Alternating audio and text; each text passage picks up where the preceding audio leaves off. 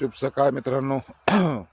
शेतकरी होणं, लाखाचा पोशिंदा होणं याच्यासारखं दुसरं कल्याणकारी काम नाही. शेतकऱ्याला 24/7 कष्ट आणि मेहनत घ्यावीच लागते. प्रत्येक बारीक सारीक गोष्टीचं नियोजन करावंच लागतं. त्याला आराम म्हणून घेता येत नाही. का तर लाखाचा पोशिंदा आहे आणि स्वतःचंही पोट भरायचं आहे. स्वतःचं पोट भरून दुसऱ्याचं पोट भरण्याचा विचार करणारा कष्टकरी म्हणजेच शेतकरी होय. खरा आणि घामाचा पैसा हा शेतकऱ्याचाच आहे. कष्टाचा पैसा शेतकऱ्याचाच आहे.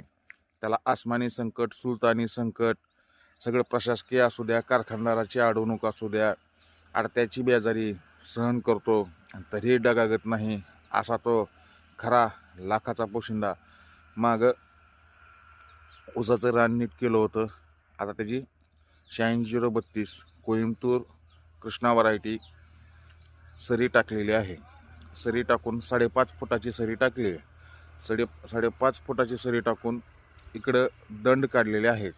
त्याचं नियोजन म्हणजे ऊस वाहतूक करताना मजुरांनी अडवू नये, नडू नये, ऊसही व्यवस्थित बाहेर निघावा म्हणून ट्रॅक्टर वाहन बसावं आणि बगला फोडणं, सरी टाकणं, मेहनतही सोयीस्कर व्हावी असं विचार करून विचारपूर्वक, कारण अडवणूक नडवणूक होते हा आमचा अनुभव आणि त्या अनुभवातून शिकून ऊसही बाहेर काढता यावा आणि बगला फोडणं, सरी टाकणं, पाणी देणं ह्या गोष्टी सोप्या व्हाव्यात अशा पद्धतीनं सरी टाकून दंड काढून नियोजन केलेलं आहे.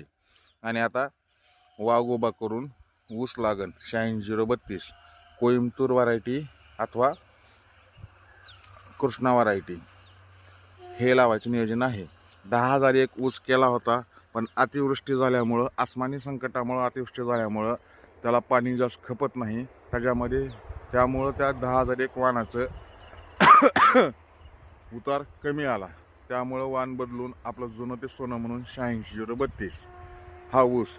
कारण आता ऊसाचं क्षेत्र वाढलेलं आहे, त्याच्यामुळं तो 12व्या महिन्यात किंवा तुटेल का नाही शंका आहे. कारण कारखानदार ऊस जास्त झाल्यामुळं वेळेवर तुटेल का नाही माहीत नाही. त्यामुळं 86-032 हे 13-14 महिने सुद्धा वाढू शकतं आणि निसवत नाही आणि उताराला टनेज कमी येत नाही.